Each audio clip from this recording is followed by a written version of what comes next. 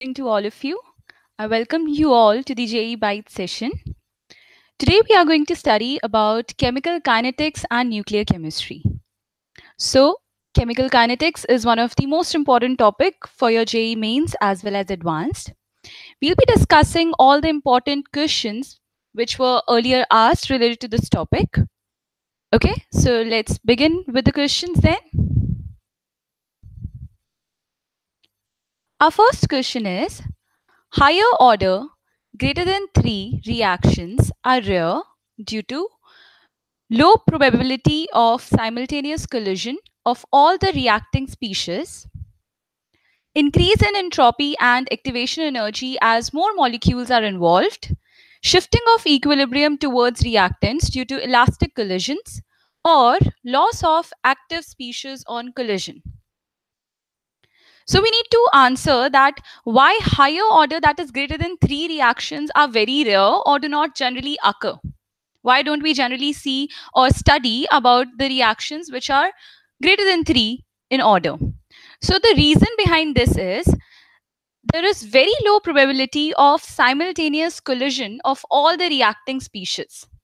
What does this mean is that when we are having more than 3, let's say, reactants, so it's very difficult that all of the 3 will react or collide together to result into the product.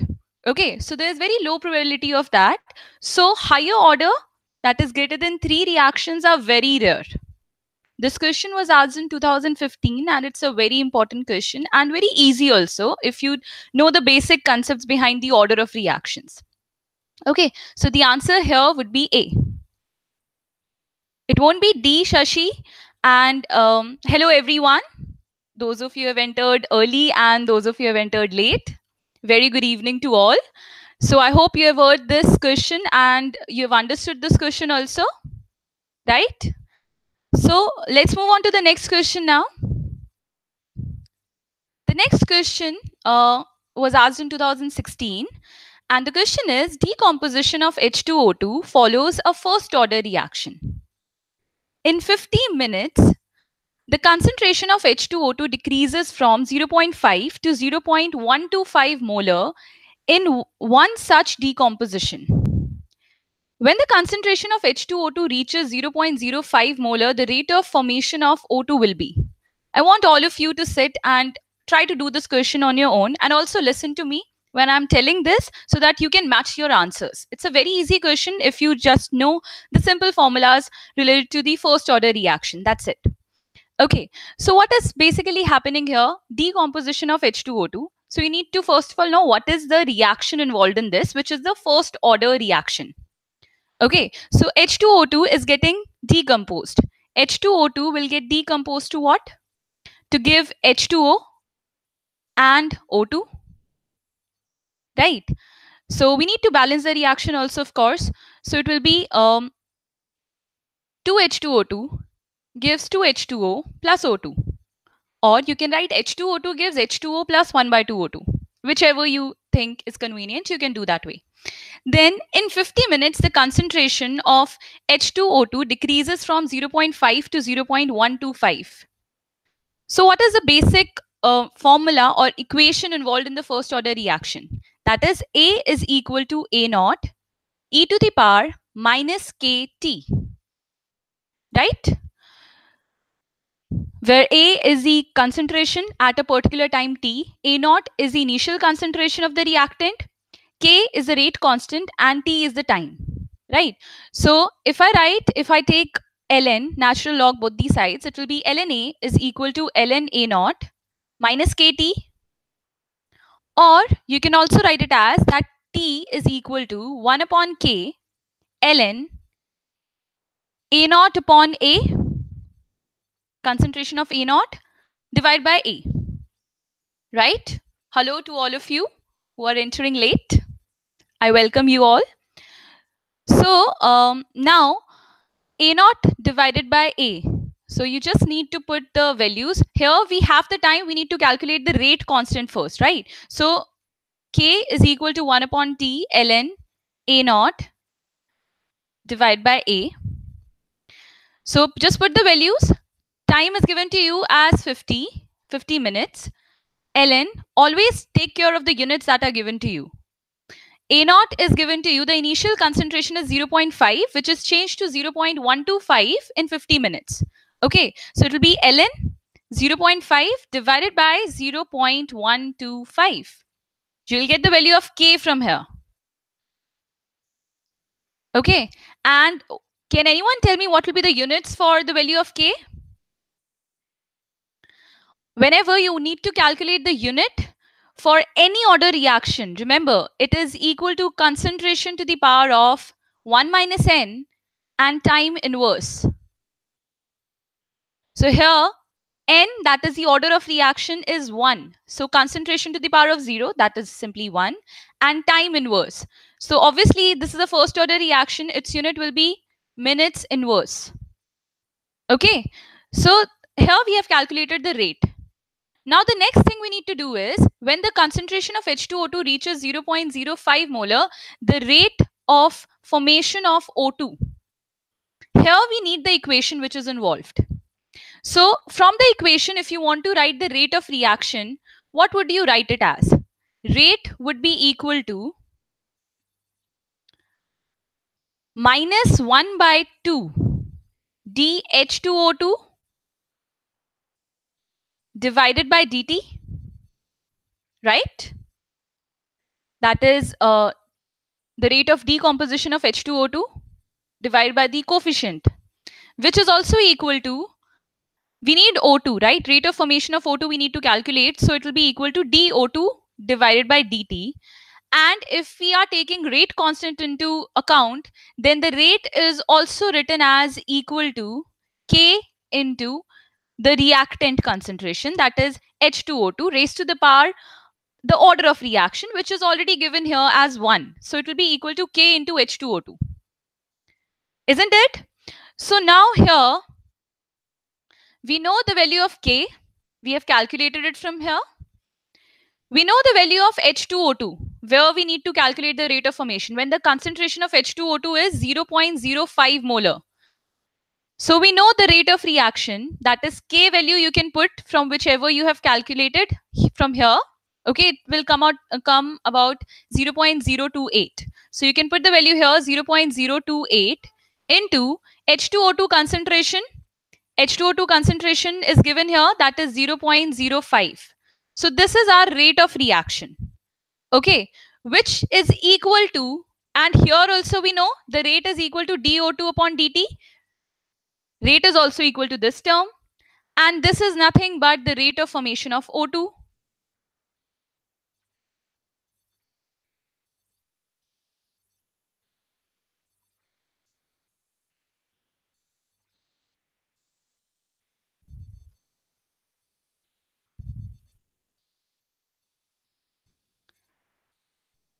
Right?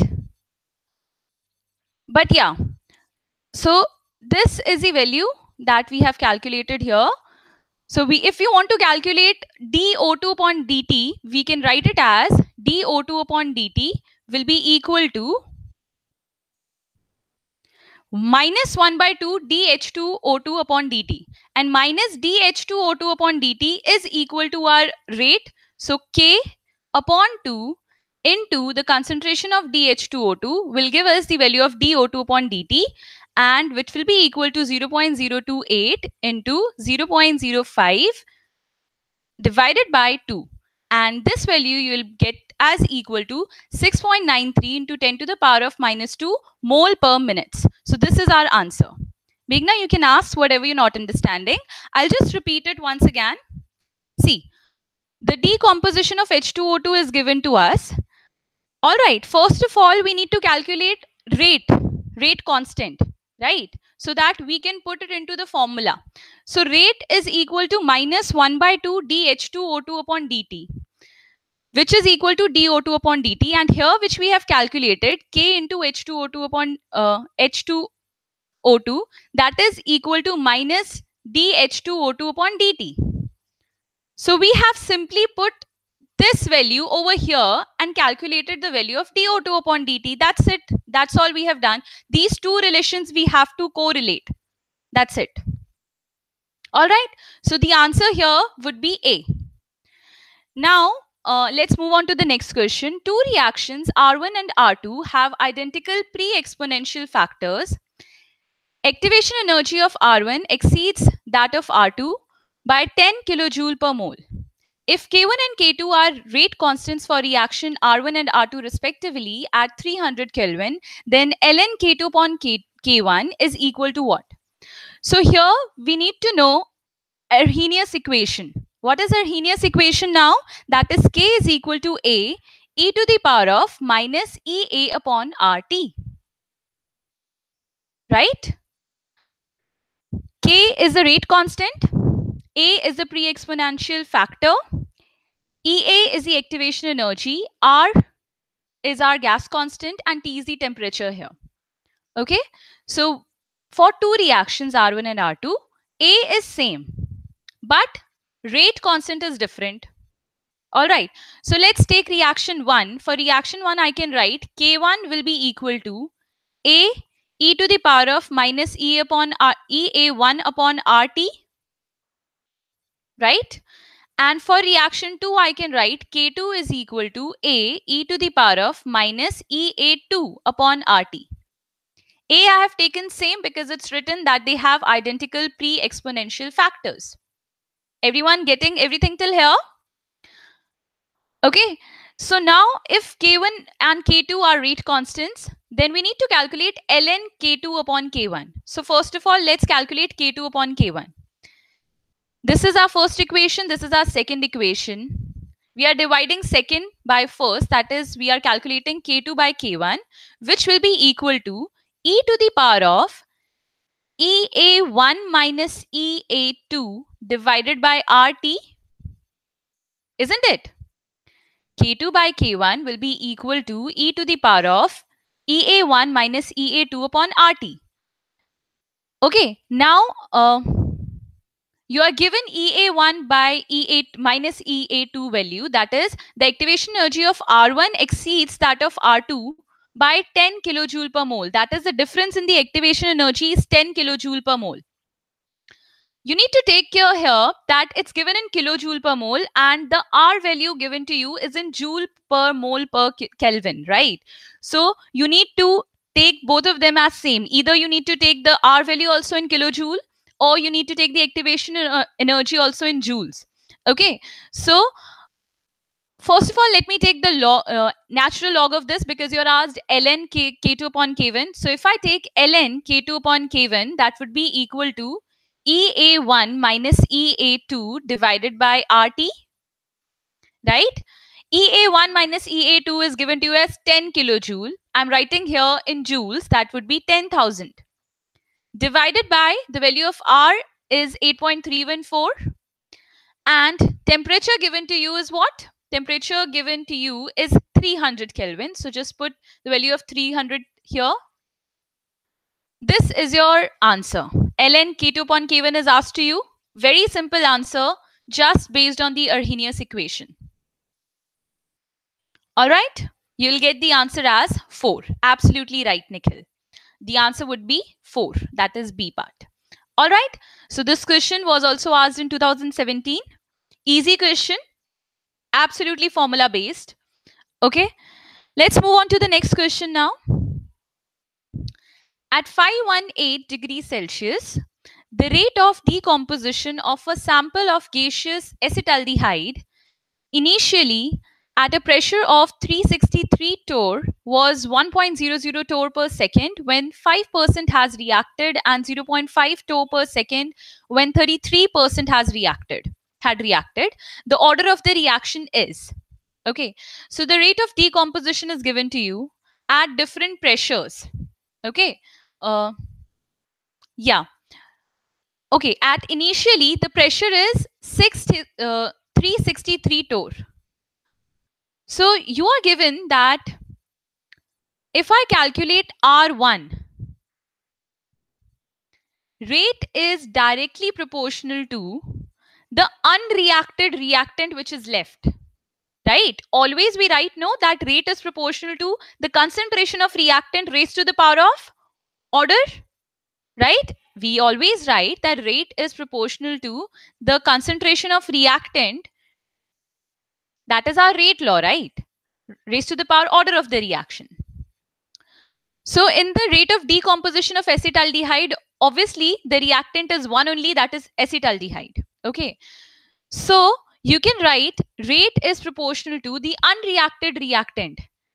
If we say the initial concentration is A for the reactant, the final concentration at certain temperature condition would be A minus X. So I can write rate is proportional to A minus X to the power of N. This is the same thing which is written over here. That is our rate law. Okay. So R1 is proportional to A1 minus X or A minus X to the power of N.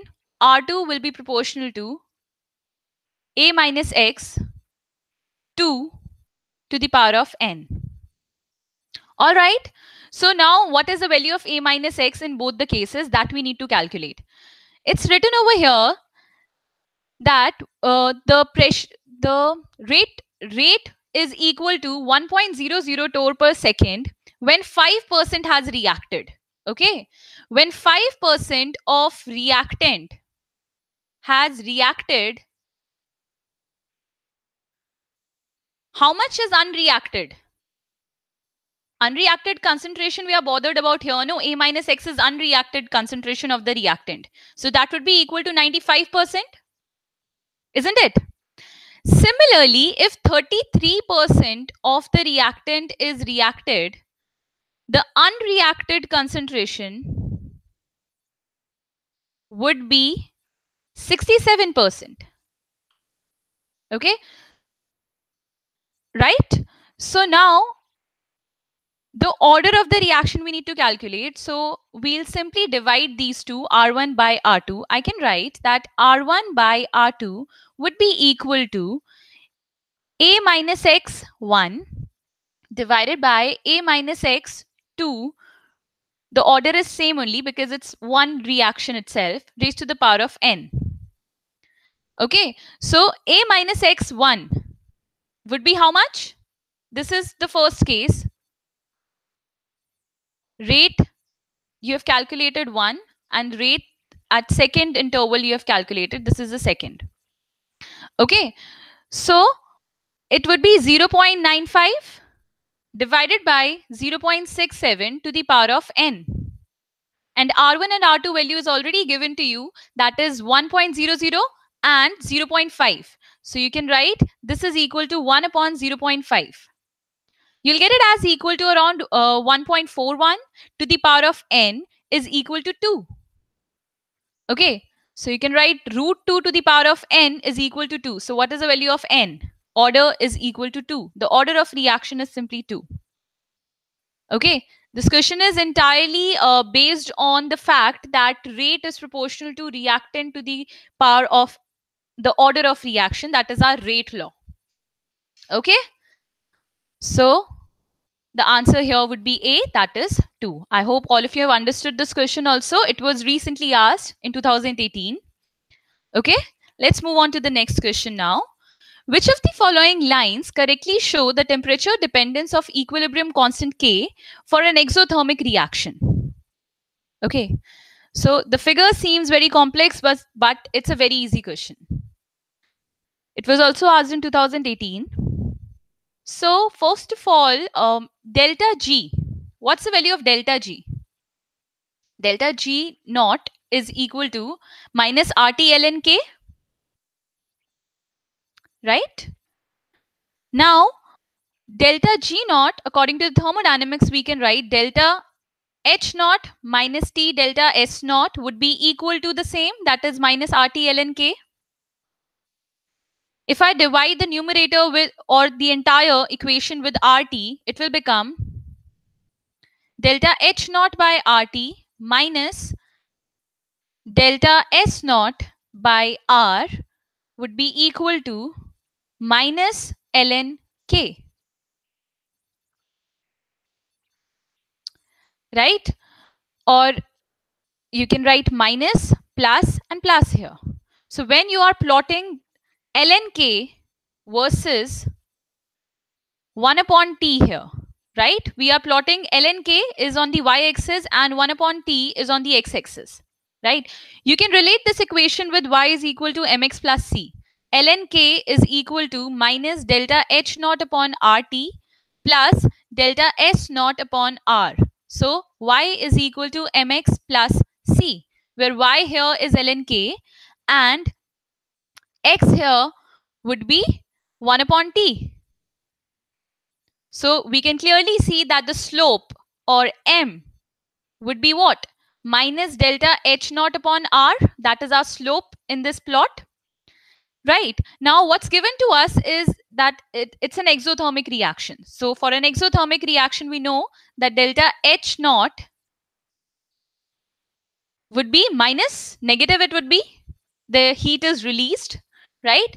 So if you put the negative value of delta H naught here, slope will be positive. Minus and minus will give us positive slope. So where can you see positive slope in these four, A, B, C, and D? You can clearly see A and B have positive slope. So the answer here would be A. A and B has positive slope. So both of these lines represent the temperature dependence for an exothermic reaction. All right. So the answer here would be A. Let's move on to the next. If you have any doubt, you can ask. The next question, this is a question that was asked in Advanced 2017. In a biomolecular reaction, the steric factor P was experimentally determined to be 4.5. The correct option or options among the following is: the activation energy of reaction is unaffected by the value of steric factor. Is steric factor related to activation energy? That is the question. Second is, experimentally determined value of frequency factor is higher than that predicted by Arrhenius equation. Third is, the value of frequency factor predicted by Arrhenius equation is higher than the determined experimentally. That determined experimentally. And the D is, since P is equal to 4.5, the reaction will not proceed unless an effective catalyst is used.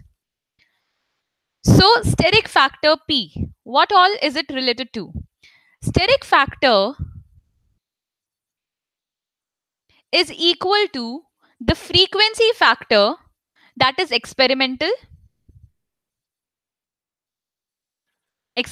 determined divided by the frequency factor that is calculated by the Arrhenius equation. Okay. So here the steric factor value is given to you, that is 4.5. It's not at all related with the activation energy. So steric factor is given to you as 4.5, which is equal to A, that is experimental, divided by A calculated. So you can clearly see that A experimental is greater than that of A calculated, isn't it?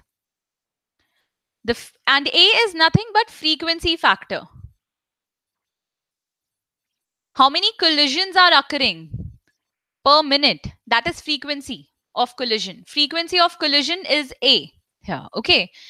The effective collisions. Now, the activation energy of reaction is unaffected by the value of steric factor. That's absolutely correct. Second is, experimentally determined value of frequency factor is higher than predicted by Arrhenius equation. That is also absolutely correct. E experimental, the experimentally determined value of frequency factor is obviously greater than the calculated value. Calculated by Arrhenius equation. Right. So the second statement B is also absolutely right. The value of frequency factor predicted by Arrhenius equation is higher. It's opposite. So of course it's wrong. Since P is equal to 4.5, the reaction will not proceed unless an effective catalyst is used. No, steric factor doesn't have relation with the catalyst here, or doesn't tell us about the activation energy also. So you cannot say that it doesn't proceed. In fact, it will easily proceed here.